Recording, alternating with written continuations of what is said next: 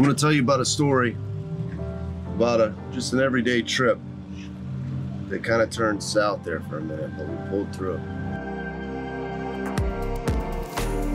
It was a day like any other day, spearfishing with my good friends Joe, Kelly, Lauren. Had a good day until things got a little hairy.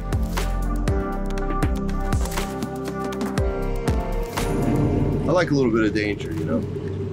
It's kind of what I like about spearfishing and high-rise building restoration. Is it takes a little bit of balls, you know, a little bit of guts. Gives you that exciting feeling, like exhilarating, like you're alive. This was one of those days.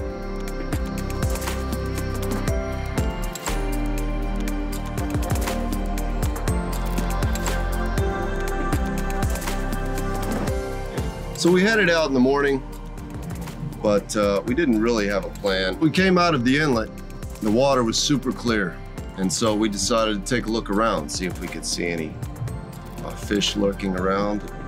Either we could shoot or just shoot with our camera or shoot with our guns. And very quickly we saw some big shadows out in the water. There's something. I think we should suit up. Yeah. I think those are tarpon. And decided to jump in. Kelly jumped in first. It was still kind of chilly at that point, but she just jumped in with no suit, which kind of surprised me because she gets a little cold very quickly. Everyone else started suiting up, and she confirmed that there were a big school of tarpon.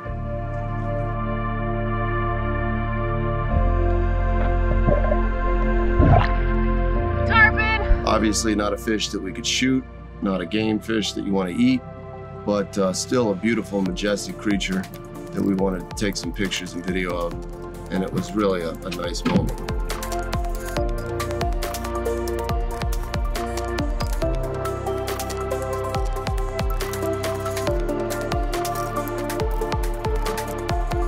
So I gave Kelly my underwater camera. We were both taking pictures and video of each other.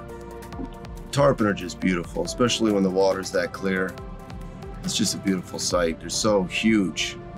It almost kind of makes you a little nervous, even though you know they're harmless. It's just such a big fish that you're, you know, up against, like 100, 200 pound fish, and there's like 10 of them. But they really let us come close to them. It was really cool. And we got some epic footage. Got some nice shots.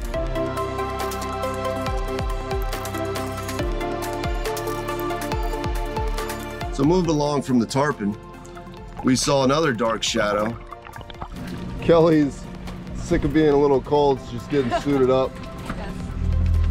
Joe is suiting up and jumping in, so is Lauren.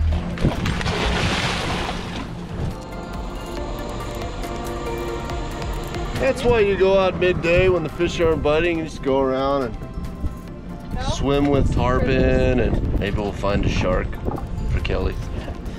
One will probably show up. There was a big manta ray, something we often don't get to see right out here out of Miami. It's kind of a seasonal thing, I think.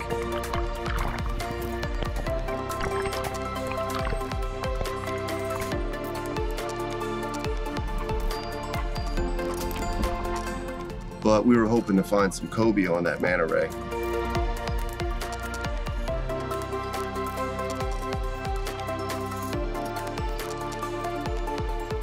I stayed on the boat, let everybody else go after it, and they confirmed that there was no cobia on that manta ray.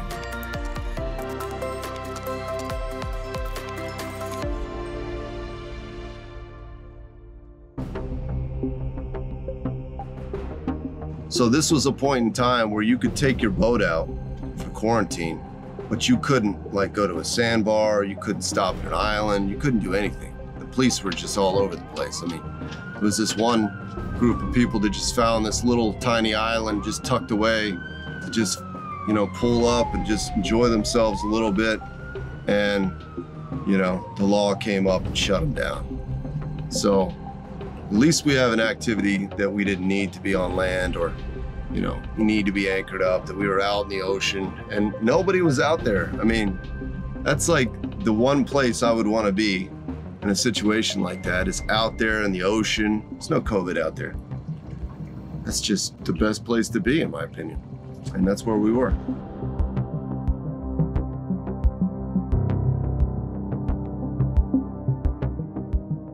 So during this time, all the cruise ships were shut down.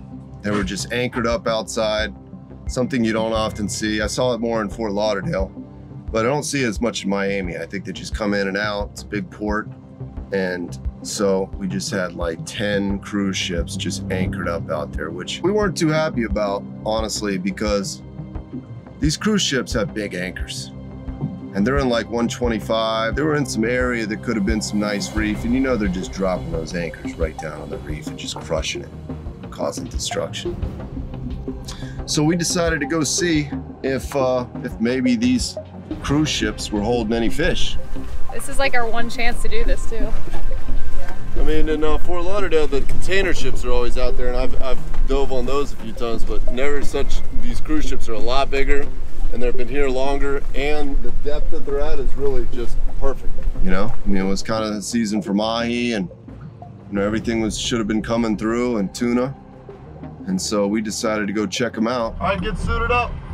Oh my gosh, this is kind of creepy.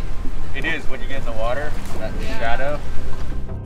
So we get out to the cruise ships, and we just drop 2 divers in. Lauren and Joe get in. Kelly and I are on the boat, just gonna see how it is. So they're just drifting down the cruise ship. I'm kind of staying off, just watching them.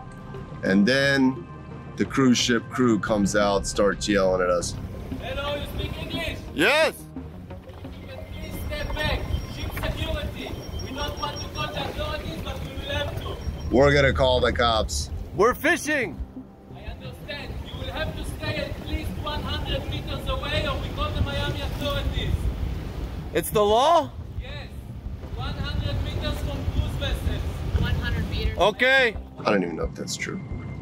You can let me know in the comments if it is true. We're moving now. Yeah. We have 2 divers, we're gonna get them out. On the next bit.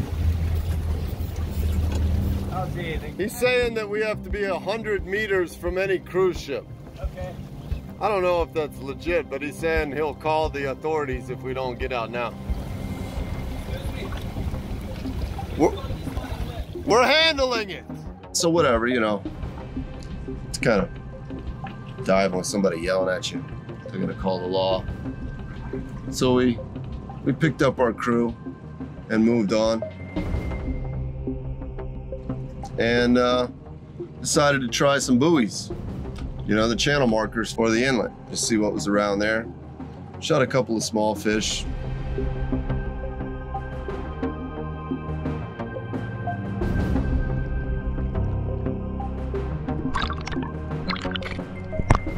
Lauren's on a mackerel.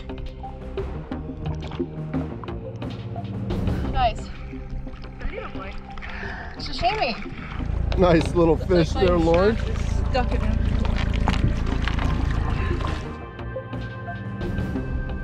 From there, we decided to go hit some wrecks that we like to go to. It's often APs this time of year. I noticed the boat was having some problems. The motor, the outboard, was water pouring out of it. I had no sensors going off or anything telling me anything was wrong, but something was not right. I pull the cover off. I look inside there. One of the clamps holding the water pump had broke. Fortunately, it was the water outgoing of the motor, not ingoing, so it wasn't messing with the cooling, and it was just kind of flooding water into the motor. So not the end of the world. We just kept pushing through and, you know, see what we could do. All right, I think we're good. At least we're good for now. We pull up to our spot. Joe and Lauren are the first ones in.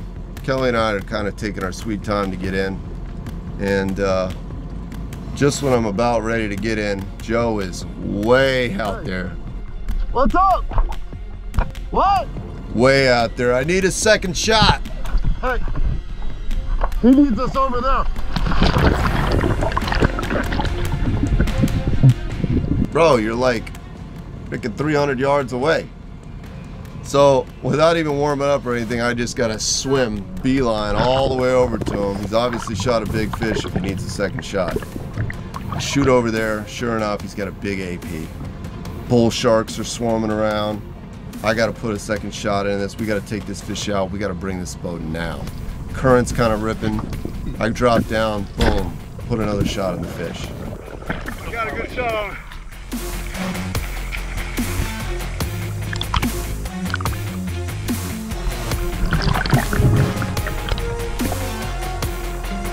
Kelly's behind me. She's pulling out some of the rear. They're bull shark! And we're basically following Joe in to protect him from these bull sharks coming in and stealing our lunch.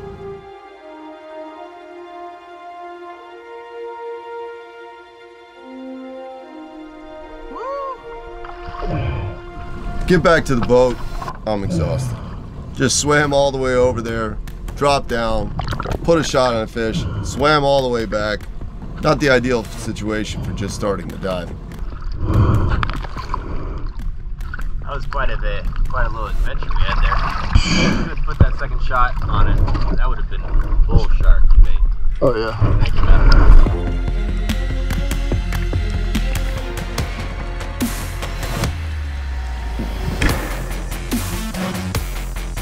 Wasn't any more than 5 minutes later, Lauren comes up with a permit. Beautiful permit. I believe her first permit too.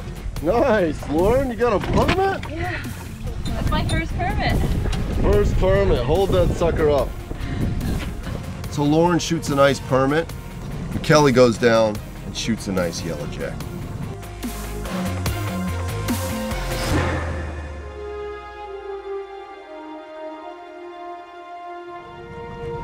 You know, the sun's setting, we're losing the day. And I'm out there in the twilight hour, like right at sunset is when the big fish come out.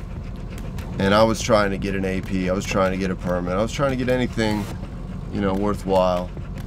And it was just a point in time where it just looked like it wasn't gonna happen. But a big barracuda rolled up on me. Now Kimber loves barracuda. You like barracuda, Kimber? That's like one of her main fish that she eats. So I shoot barracuda whenever I can. And you know, people worry about barracuda with ciguatera, and I'm pretty sure dogs can get ciguatera too. And Kimber is perfectly fine and healthy. So she's probably eating like 30 barracuda, right? But so I put some meat on the table for Kimber. Put a shot in a barracuda. It jumped out of the water beautifully right at sunset. I know everybody didn't know what kind of fish I had and they thought I had something better and got a little excited, like maybe I had a wahoo. They're all on the boat. I'm looking at the boat and something just doesn't quite look right. I mean, the boat is sitting pretty low in the water. I thought to myself, that's kind of strange. But I didn't really think too much of it. I didn't rush the boat and think we had a problem. I just did notice a glimpse of something. I know two beings on that boat that are happy that I shot a barracuda. So we come back to the boat. We get in there and we're having a good time. We're all celebrating the day, and we start to head back.